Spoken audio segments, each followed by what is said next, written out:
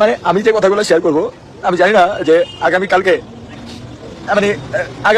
এমন হইতে পারে যে আমি ঘুমাই যেতে পারি, বাবার পুলিশে ধরে যেতে পারে, জেলা হইতে পারে। কিন্তু আমি আজকে যা বলবো, হ্যাঁ আপনাদের আমি 100% সত্য কথা বলবো। আপনারা আমার জানেন আমি একটা লুচ্চা, পরকীয়াকারী, 2 নাম্বার বাটপার। আমার আপনারা যা মনে করেন আমি যেটা,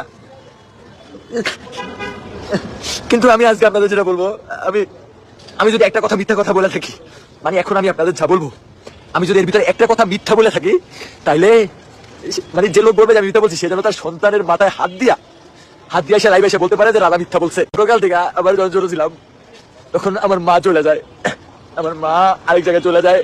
এরপর অনেক কষ্টে আমি বড় হয়েছি, ফুফুদের লাত্তি উষ্টা খায়া এরপর আমি বড় হয়েছি, ঠিক আছে।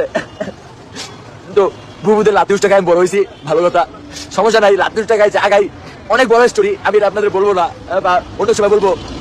কিন্তু তারা আমাদের বড় করতে, আমার মা সকালবেলা চলে গেছে। এরপর আমি বিয়ে করলাম, আমার লাইফে আমার প্রথম বউ, আপনারা সবাই চিনেন, যাকে আমি ছোট থেকে মানুষ করছি, এক কথা আমি ছোট থেকে বড় করছি, আমার বউ। আমি একটা লুচ্চা, আমি 2 নাম্বার, আমি বাটপার, আমি পরকীয়াকারী, আমার কত কিছু না বানাইছে তারা, তাই না? আচ্ছা ঠিক আছে, আমি সম্মানছি, আমি পরকীয়াকারী, 2 নাম্বার, বাটপার, চিটার, ঠিক আছে, আমি সম্মানছি গাইজ। আমি এতদিন সম্মানছি, কিন্তু আমি আর পারতাছি না, আমি আমি 2 নাম্বার, বাটপার, পরকীয়াকারী, আপনারা যা যা বলেন আমি সব। আমি বাংলা ছবির নায়ক আছে না, বাংলা ছবির নায়কের মতো সব মাইনা নিছি। সর্বপ্রথম আমি আমার বাবা মার সাথে সংযোগ বিচ্ছিন্ন করি। তার কি কারণ? আমি আমার শ্বশুর বাড়ি থাকি, ঠিক আছে, আমি আমার শ্বশুর বাড়ি থাকি, আমি আমার বউকে অনেক ভালোবাসি, আমার মেয়েকে অনেক ভালোবাসি। আমার প্রথম ঘরের কথা বলতেছি, একটু মনোযোগ দিয়ে শুনেন, আমি আমার প্রথম ঘরের কথা বলতেছি, ঠিক আছে। আমি আমার বউকে অনেক ভালোবাসি, আমার বউ জানে, প্রথম ঘর। আমি অনেক কষ্ট করছি তাদের জন্য, দিন রাত পরিশ্রম করছি, গেমার, সারা রাত জায়গা গেমিং করছি যেন টাকা বেশি আসে, দিনের বেলা ব্লগ করছি, রিলস করছি, হ্যাঁ। এবার আমি কি করলাম, আমার বউ হঠাৎ করে বলতেছে তার পড়ালেখা করার ইচ্ছা। শোনো একটা কথা বলি, তোমার উদ্দেশ্যে বলতেছি, আমার প্রথম বউ যারা আমি অনেক ভালোবাসি, তার উদ্দেশ্যে বলতেছি, প্লিজ মানুষের সামনে তো ভালো হওয়ার দরকার নাই, আমার কথাগুলো একটু মনোযোগ দিয়ে শুনো। আজকের এই লাইভটা করার পরে হয়তো আমার অনেক থ্রেড হতে পারে, 24 ঘন্টা কষ্ট করতাম তার জন্য, সকাল বিকাল 24 ঘন্টা কষ্ট করতাম। হঠাৎ করে তাকে স্কুলে ভর্তি করলাম, school Kamarpara school and college. আমি যদি মিথ্যা কথা বলে থাকি, আপনারা কামারপাড়া স্কুল অ্যান্ড কলেজ উত্তরায় অবস্থিত, সেই স্কুলের স্যারের নাম হচ্ছে মজিবর স্যার, সেই মজিবর স্যারের কাছ থেকে খোঁজ খবর নিবেন। Kamarpara Uttara, Kamarpara school and college, Mojibar sir, সেই মজিবর স্যারের কাছ থেকে খোঁজ খবর নিবেন, সব সত্য জানতে পারবেন। আমি তাকে স্কুলে ভর্তি করলাম। স্কুলে ভর্তি করার পর কি হলো জানেন? একদিন আমরা বসুন্ধরা সিটিতে একটা গোল্ডের দোকান, মানে স্বর্ণের দোকানের প্রমোশনে গেছি। তো আমি তাকে স্কুলে ভর্তি করছি, সে প্রত্যেকদিন স্কুলে যেত, কোচিং এ যেত। আমি ভাবলাম যে সে যেহেতু স্কুলে ভর্তি করলাম, তাহলে মানে এই ভিডিওর পরে হতে পারে আমার অনেক হুমকি নামকি হতে পারে, আমি গায়েব হয়ে যেতে পারি। এদিকে ছিল আমার শ্বশুর শাশুড়ি, মানে হাজরা বেগম এবং আলম সাহেব প্রচন্ড পরিমাণ ভালো ছিল, তারা আসলেও ভালো ছিল। বেশিরভাগ হাজরা বেগম, তিনি অনেক ভালো ছিল, মানে আমার শ্বশুর শাশুড়ি, তিনি আমার অনেক ভালোবাসতো, একবারে মায়ের ভালোবাসা দিছে, আমি সারা জীবন মনে রাখবো। আমার সম্বন্ধী যে ছিল রাসেল, ওটা আমার কলজার টুকরা ছিল, মানে আমার একটা হাতের টালামু, কিন্তু তার কোনো ক্ষতি আমি চাবো না। সে ছিল রাসেল, আমার সম্বন্ধী, আমার ভাই, আমার বন্ধু, আমার সব, ঠিক আছে। আর মেহেরুন, মানে রাসেলের বউ, সে ছিল আমার ছোট বোন, আমার আদরের বোন, আমার কলজার বোন, তার আমি প্রচন্ড ভালোবাসতাম।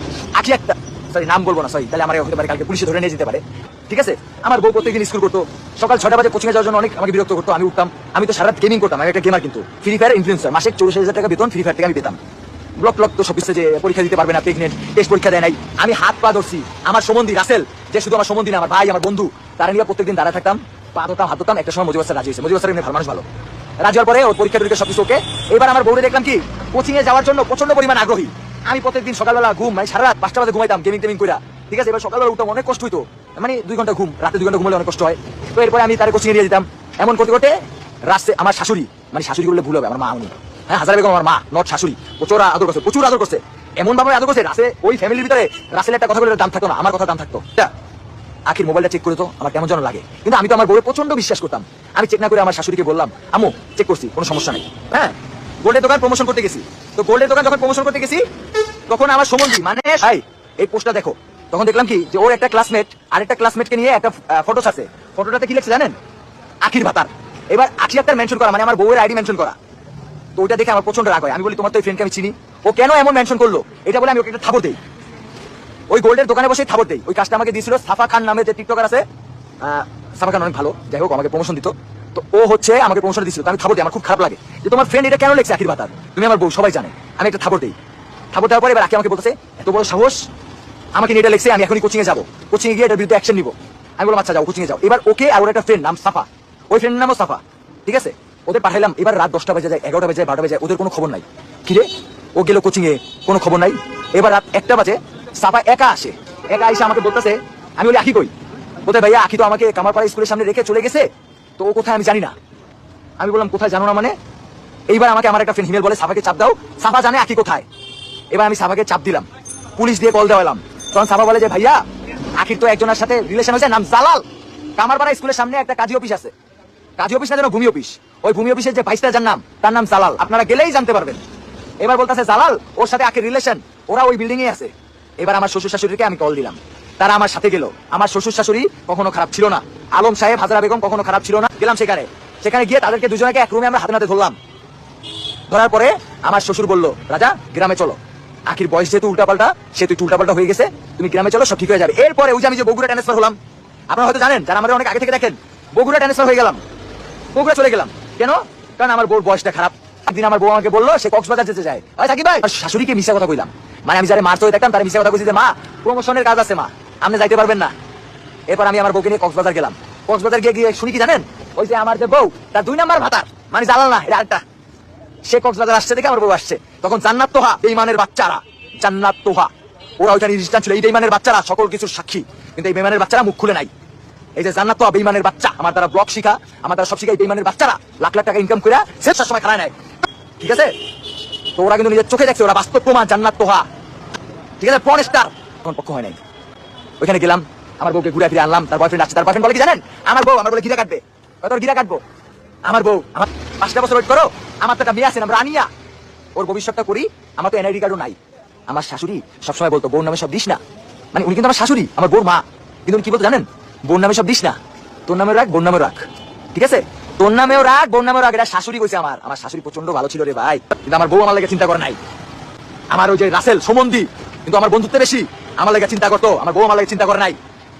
আখি নিজের ফ্যামিলির সাথে আমার ঝামেলা বাজায় দেয়, তারপর আমি আখি নিয়ে বগুড়া শহরে বাসা নেই, প্রেম করে একটা স্বামীর সামনে তার বউ প্রেম করতেছে। হ্যালো আমি তো একটা বোকা চোদা, আমার বউ আমার সাথে প্রেম করতেছে, আমি এটা মাইন্ডা লইতাছি। ও এ সময় কি হয়েছে জানেন, একটা বছর পরে মন উঠে গেছে। এবার মন ওঠা কারে আপনারা তো জানেন, যার প্রতি একবার মন উঠে। এবার আমি কি করলাম, আমি আমার মতো, আমি যখন আমার মতো হয়ে গেলাম, তাকে নিয়ে কুয়াকাটা ট্যুর দিলাম। এবার আগে বুঝতে পারছে রাজা কি জিনিস। শেষ পর্যন্ত আমার কাছে অনেক মাপ চাইছে, কিন্তু 1.5 বছর অনেক কষ্ট পাইছি, তো এই যে বুকটা পাথর হয়ে গেছে গা, আর ভালোবাসা কাম করে না। কি কর আমি এটা বলতেছি, শেষের দিকে আঁকি আমার কাছে প্রচন্ড রিকোয়েস্ট করছে, কিন্তু 1.5 বছর অনেক কষ্ট পাইছি, তো কষ্ট পাইতে পাইতে এই বোতার বুক কাঠ হয়ে গেছে গা, হয়ে গেছে না। এবার মাপ চাইতেছে কোনো লাভ না। মানুষ হেল্প করে কেন জানেন, 1000 টাকা হেল্প করলে 6000 টাকা পাইবে।